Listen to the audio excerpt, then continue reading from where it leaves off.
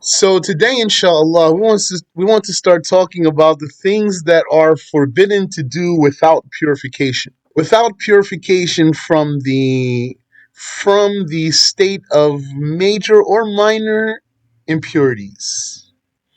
There's the major religious impurity, hadath akbar, and the minor religious impurity, hadath asghar. Sometimes, if you have either one of those, then there's things you cannot do, things that are forbidden. So that's what we want to talk about now. And we're going to start by talking about the one who lost his wudu. The one who lost his wudu, there's four things that he can't do. One is prayer, whether it's obligatory or sunnah prayer, or even the prostration of thanks or the prostration of recitation.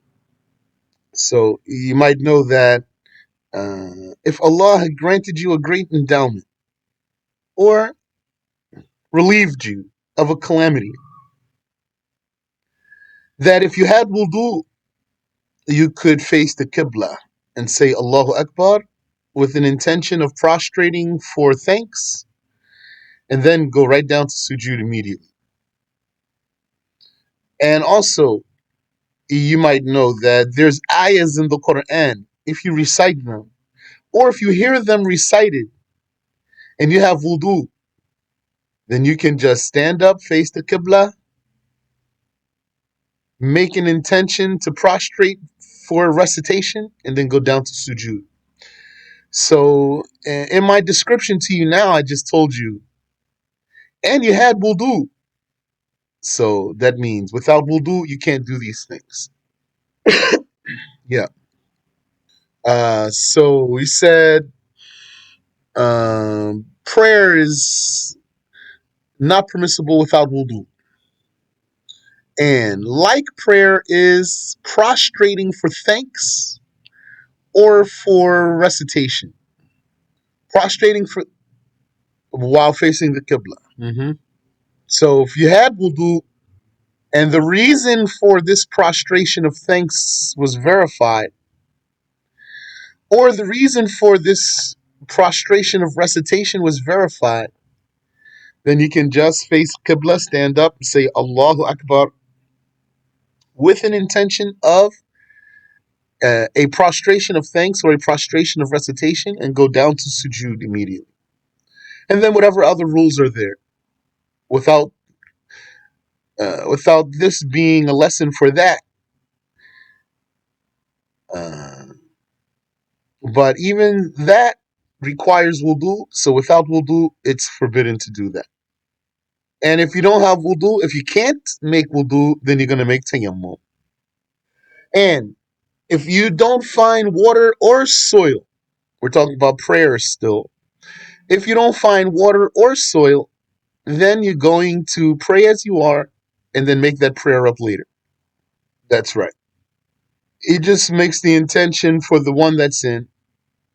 He's going to make the intention to pray it. That's enough good intention. And he's going to know because of learning that he's still going to have to make it up anyway. And then later, when he gets water or soil, then he's going to make wudu or tayammum and then make up that prayer. Yes. Yeah. Okay. Um, if it's permissible for him to delay making up those fasts because he missed them with an excuse, then he can delay making up the fast and then fast the sunnah of Shawwal first. Mm-hmm. Yeah, if those days that were missed with an excuse, like he was traveling when he missed them, or sick when he missed them, or a woman was pregnant when she missed them, or menstruating, like that. I mean, Wafi. Okay. Yes. And so the water and the soil, those two materials, they are called at-tahurain, the two purifiers. at-tahurain, the two purifiers. If one lacks both purifiers, neither has water nor soil, then he prays as he is, and he's going to remake that prayer later. He's going to repeat it later. Tahurain. Tahurayn.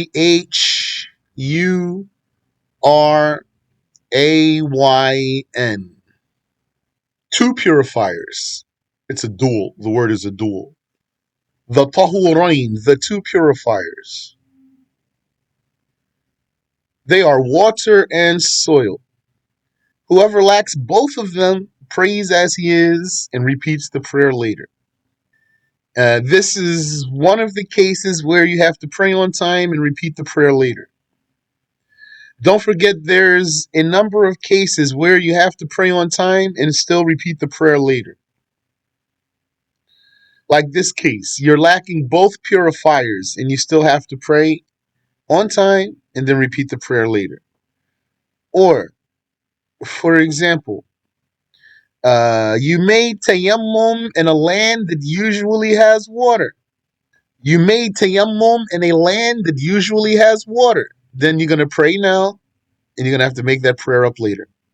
Or another example, you didn't learn Al-Fatiha in enough time to not be negligent. Rather, you took your time and became negligent about having a valid Fatiha. So once you got into the time of negligence, then every prayer that you prayed while negligent about your Fatiha's validity, you're going to have to repeat those prayers. You're going to pray on time. You can't let the time go out without praying, and still going to repeat those prayers. And as for praying without wudu on purpose, what's correct is that it's a major sin, not blasphemy. But according to Imam Abu Hanifa, it is blasphemy for playing with the prayer. Toying with the prayer. That's the first one. It's forbidden to pray without wudu. The second one is that it is forbidden to circle the Kaaba without wudu. Whether that's obligatory circling, tawaf, circling is the tawaf, whether it's obligatory circling or optional one. No, this is the second one. First one was praying, prohibition. These are prohibitions. The first prohibition was praying without wudu. Now this is the second prohibition, circling the Kaaba. Yes, that was basically a side note or annexing that case there, because it's like the prayer. Those prostrations, you're gonna stand and face the Qibla and say Allahu Akbar with an intention. So it was like prayer. At all, at all. The circling the Kaaba, that's circling which is a worship. Not saying you just happen to be there and you're just walking and then you wound up somehow going around the Kaaba. Talk about engaging in that worship, which is called tawaf, starting at a certain point where there's a marker there these days. And then from there, you go around the Kaaba, going forward, keeping the Kaaba on your left side, etc. This tawaf, whether it's obligatory one or a sunnah one, cannot be done without wudu. Excuse me. And of all the worships of Hajj, this circling the Kaaba is the only one that requires wudu. You don't need wudu to shave your hair or trim your hair or to go back and forth between the mountains or to throw the pebbles. You just need it for circling the Kaaba.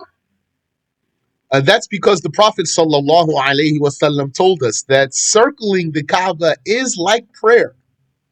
It's in the hadith. Circling the Kaaba is like prayer, but Allah made it permissible for us to talk while circling the Kaaba. And so the Prophet sallallahu alaihi wasallam said, so anyone who does talk while circling the Kaaba, let him only speak goodness. Then the third prohibition is to carry a Quran without wudu, or even to carry a page of the Quran without wudu, or even to carry a tablet. I don't mean an electronic tablet, I mean like a literal board in your hand.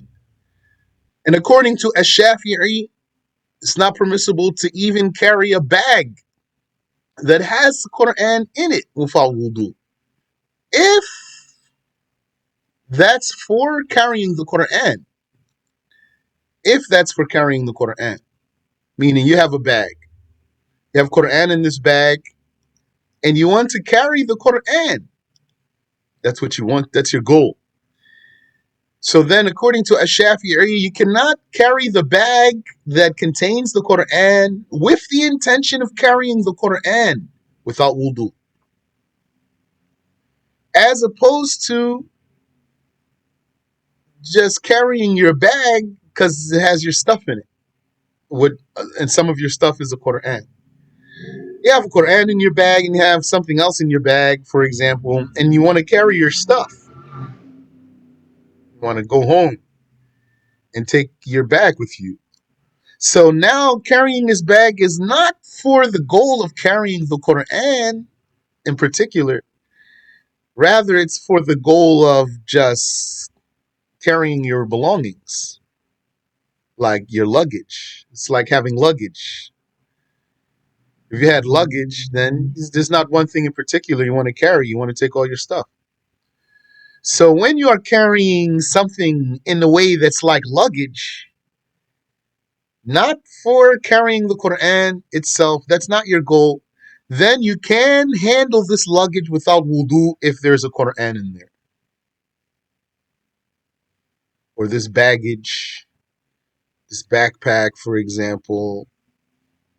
You can carry it without wudu when that's for the goal of just carrying your things in general. But all of that is the Shafi'i school. According to Abu Hanifa, you can carry a bag that has Quran without wudu.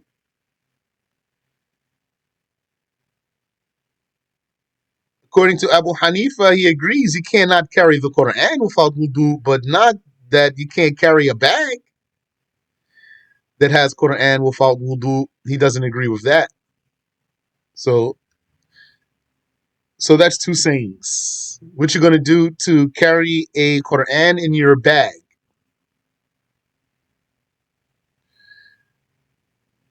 So according to a Shafi'i, make wudu and then carry your bag. According to Abu Hanifa, you don't have to make wudu to carry the bag. But according to both of them, make wudu to carry the mushaf itself. That's clear? And the fourth thing is that it's not even permissible to touch the Quran without wudu, let alone carrying it. Yes. And not only you cannot touch the Quran without wudu, you cannot touch its cover without wudu. Like, what if it was just the first front cover was open? That's it. That's the only thing open. Can you just touch that part then? No, you cannot. Or the margins where there's nothing written, you can't touch there either. But if what's on your page is not mostly Quran, you can carry it without wudu. If what's on your page is not mostly Quran, then you can carry it without wudu. So that's going to be, for example, like if you had summary of obligatory knowledge. There's some Quranic verses written in that book, but out of that whole book, that's just a little bit of the book. So then you can carry that book without wudu. So when we say you cannot touch the Quran without wudu, this is according to all four schools. But like we said, Abu Hanifa said you can carry the bag without wudu. And Imam Ahmed said you can turn the pages with a stick without wudu. But some scholars did say you can touch the Quran without wudu, like Ibn Abbas himself. According to Ibn Abbas, you can touch the Quran without wudu. How did such a difference in opinion appear? Well, there's an ayah from the Quran. Allah says, فَلَا أُقْسِمُ بِمَوَاقِعِ النُّجُومِ وَإِنَّهُ لَقَسَمٌ لَّوْ تَعْلَمُونَ عَظِيمٌ إِنَّهُ لَقُرْآنٌ كَرِيمٌ في كتاب مكنون لا يمسه إلا المطهرون. That's it. So, وَإِنَّهُ لَقَسَمٌ لَّوْ تَعْلَمُونَ عَظِيمٌ إِنَّهُ لَقُرْآنٌ كَرِيمٌ. Indeed, it is the noble Quran. في كتاب مكنون. In a tablet, the guarded tablet. لا يمسه إلا المطهرون. None touch it but the purified. No one touches it but the purified. So all the four Imams, they said this means the Quran. No one touches it but the purified. So you can't touch Quran without wudu. But Ibn Abbas says, no, that's not what this ayah means. He said no one touches the Quran but those who are purified. No, this is not about the Quran being touched here. This is about the guarded tablet. Fi kitabin maknoon. In a guarded tablet.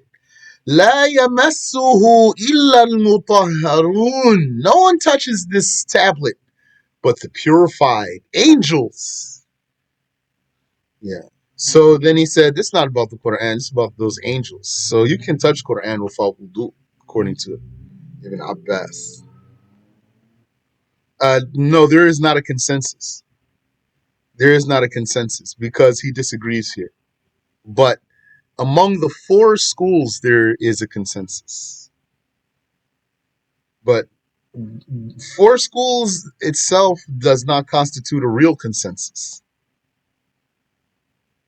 Because real consensus means no one disagrees. Consensus among the four schools just means the four schools all agree. And what's the difference here is that there used to be more than four schools. But as time went on, those other schools died out. So there became only four schools. And so since now there's only four schools accessible and still available, then the scholars who studied all that knowledge, they knew what those four schools agree about and what they disagree about. So they said, well, the remaining four schools, they all say you can't touch the Quran without wudu. So that means it's a consensus for those four schools that you cannot touch the Quran without wudu. But it doesn't mean that there is consensus. So in other words, if you ever hear such and such is a consensus among the four schools, then that statement does not mean such and such is a consensus altogether. That's clear. But this last case of uh, touching the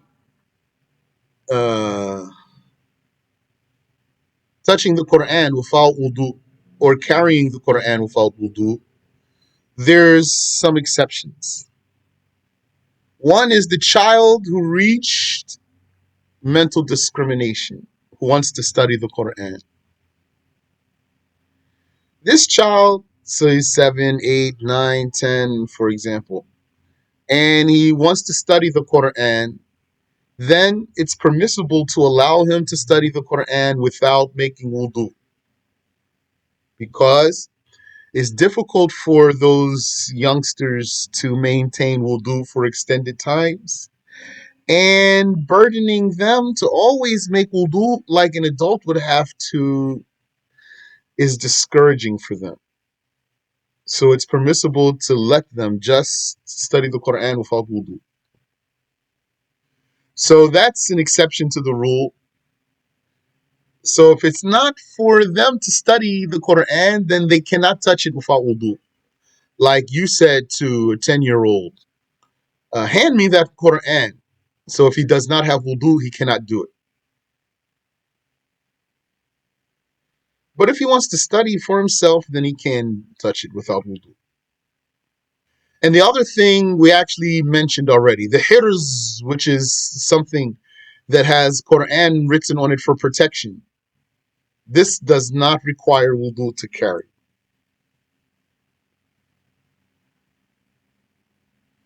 And you can even take it into the bathroom. But if you do take it into the bathroom, it's better to have it sealed,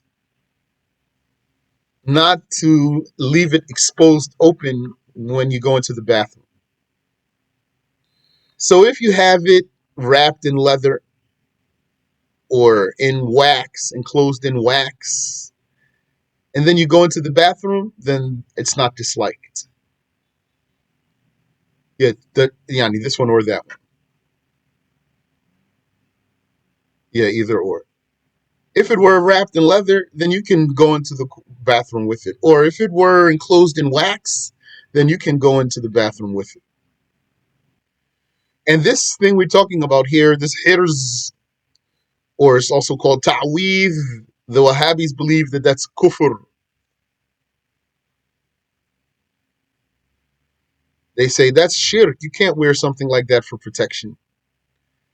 So then we're going to give them the hadith that proves that you can do it, that the Sahaba did it, some of the Sahaba did it, and we're going to give them the references of the Imams who permitted it, like Imam Malik and Imam An-Nawawi and others.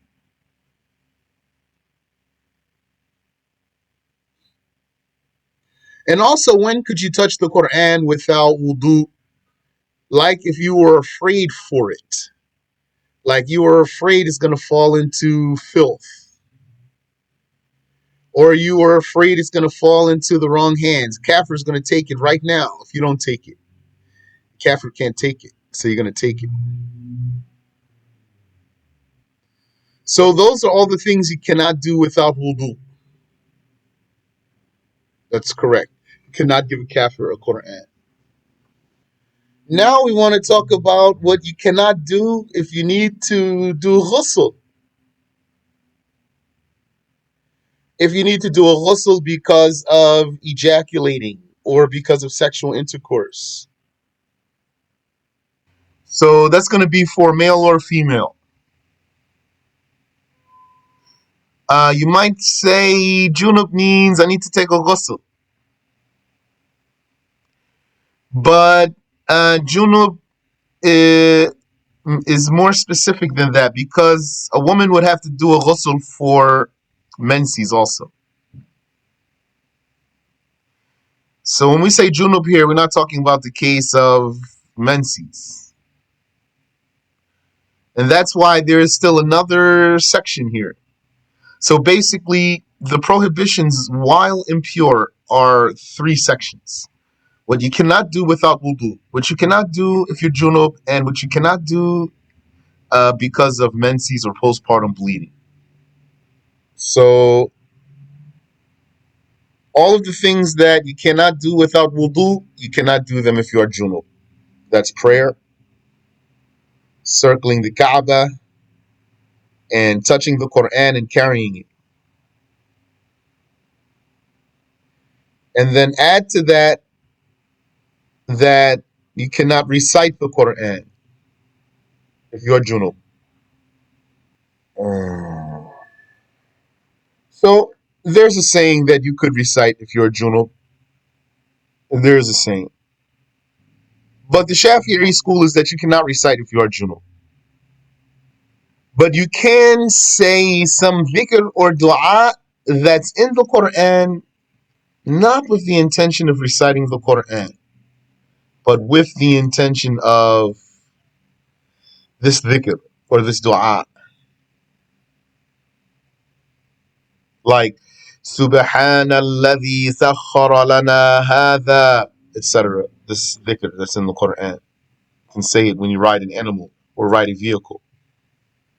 Or, Alhamdulillahi Rabbil Alameen. Also, the junub person cannot stay in the masjid. He cannot linger in the masjid. But what he can do is go in one door and not stop and go out through another door. And that's not disliked. Yeah. This junub one who needs to do a ghusl because of intercourse or ejaculation, he cannot linger in the masjid. Uh, Lingering in the masjid is like if he just stands there, or like he goes back and forth in there, or like he goes in a door and comes back out the same door. All of that is lingering in the masjid. But what he can do is go in one door and go out another door without stopping. And that's not disliked.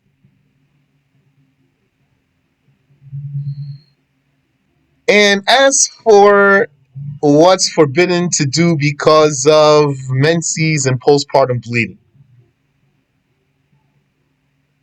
it's everything we said so far. So far, we said 6 things: prayer, circling the Kaaba, carrying and touching a mushaf, and that's for not having wudu too, and reciting the Quran, and that's for being junub too, and lingering in the masjid, so all of that. And she has the same rule that she can enter a door and go out another door without stopping, under the condition that she does not fear staining the masjid with blood.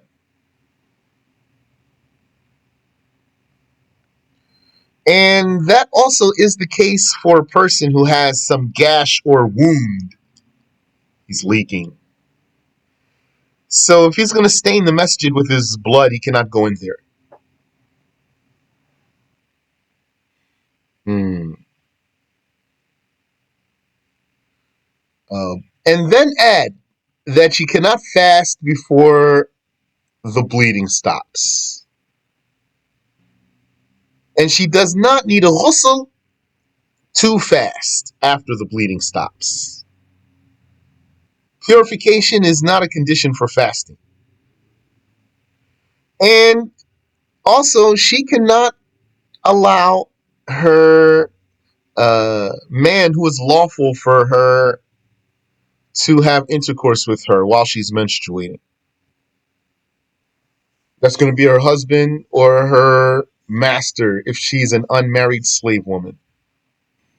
And the scholars differed here. Is what's forbidden the sexual intercourse only, or is it enjoying everything between the navel and the knees without a barrier? There's two sayings, this one and that one. One of them is the original case of the wife, and one of them is the more precautious saying. Two sayings. One saying is the saying that's more in line with the original case of the wife, and one of those sayings is the saying that's more precautious. These are what's forbidden while a woman is menstruating, if you want to put it like this. Meaning, not just for the woman. She happens to be the one who's menstruating. But This is haram while she's menstruating. So even for her husband. Yeah. So, yes. Haram because of the menses. Mm.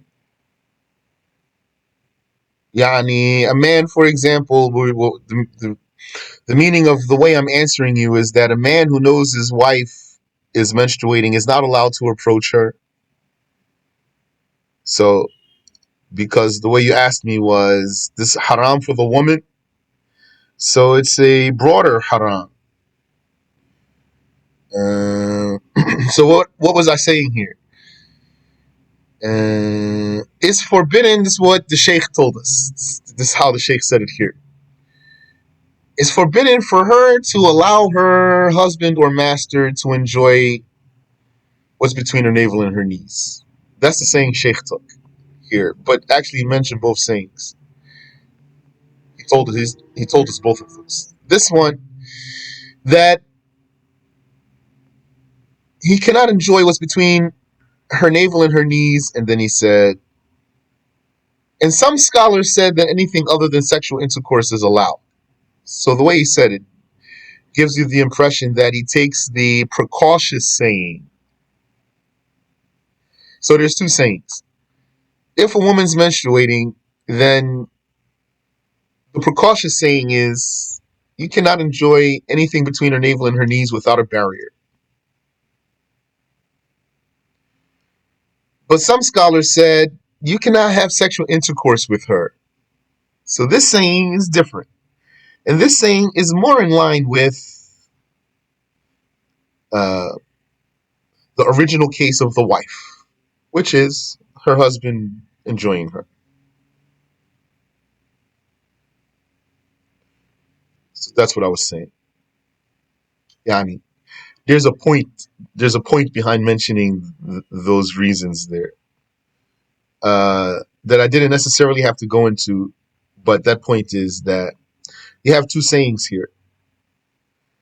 So that means some scholars took one way and some scholars took another way concerning the same issue. Why would they do that? They would do that because, according to them, the evidence is stronger. Those who know how to weigh the issues, they would look into both issues, the evidence for each issue, and then see which one has stronger evidence. So there's hadiths about this. It seems that the hadiths are clashing in this case. So the scholars, they had two sayings here. And what took them one way or the other way is what they saw to be the stronger proof. So some of them saw that stronger way is to take the precautious way. So then, therefore, they say, therefore, the judgment is such and such. And some of them see that the stronger way is to take the original way. Whatever's original in religion, we go by what's original whenever we can. Therefore, the judgment is. So you have two sayings here. Sure. Yeah. Bismillah. Let me give you an example.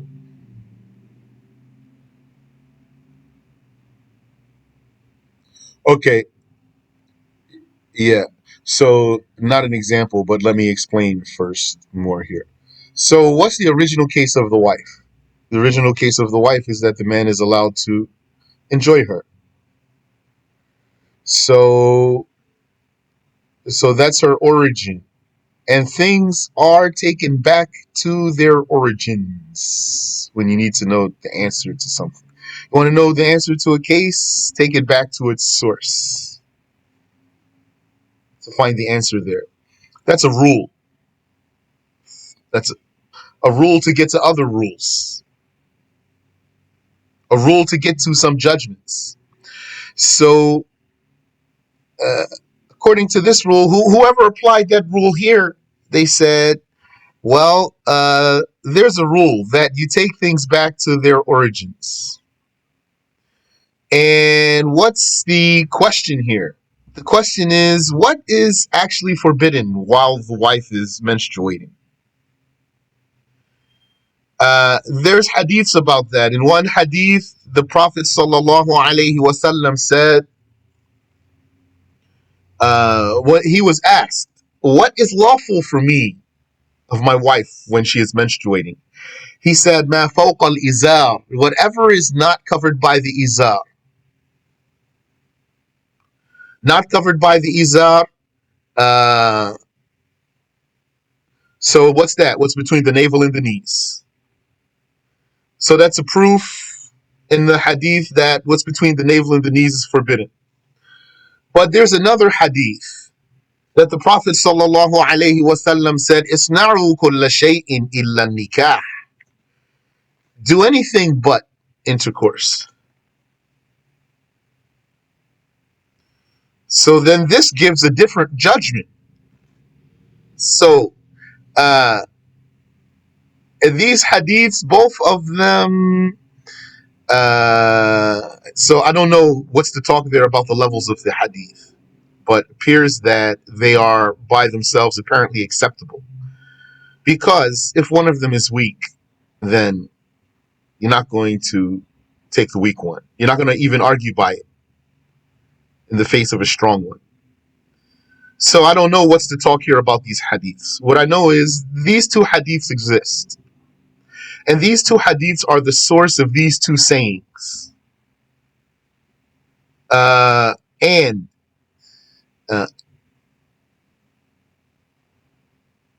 the case of these two sayings is that this is an issue where the scholars were weighing, trying, yani, they want to get to an answer based on the available evidence, and they had to preponderate something over another thing. They had to give weight to one thing over another thing. They weren't able to do both of them, so they wanted to do one of them. They had to figure out which one was the one to approach and which one is the one to prioritize. Are we going to prioritize between the navel and the knees, this forbidden, without barrier, or are we going to prioritize do anything but intercourse? So they looked into some reason to give priority to one or the other over the other. So some of them, they found a reason. This reason is, which is a rule, a broader rule, to do what's precautious. So they said, according to the rule of doing what's precautious, then we preponderate that what's forbidden is what's between the navel and the knees without a barrier. And others took another rule. They said there's a rule, which is resort to the origin. What's the origin of enjoying the wife? That's permissible. Yani, the origin of the wife is that you would enjoy her. So the restriction in this hadith came here. Do anything but intercourse. So they said this one, based on some rule. So that's what I was saying there. And this is the meaning of that talk there. You're welcome. Now, these things that are forbidden by menses, except for fasting and divorce. Because you know you can't divorce your wife while she's menstruating. Except for fasting and divorce, she has to do a ghusl first before she does those things. So this means she cannot do them while menstruating, nor can she do them after she finished menstruating until she does a ghusl. Except for the fasting, she can fast before taking a ghusl, and her husband can divorce her before she takes a ghusl. And those two sayings I told you, those are Shafi'i school. I don't know what the other madhabs say here. Ah, here I have in my notes. The Sheikh says that the stronger saying is the first. The Sheikh says that the stronger saying is the first. Nah, because it's most precautious. Okay. Any questions?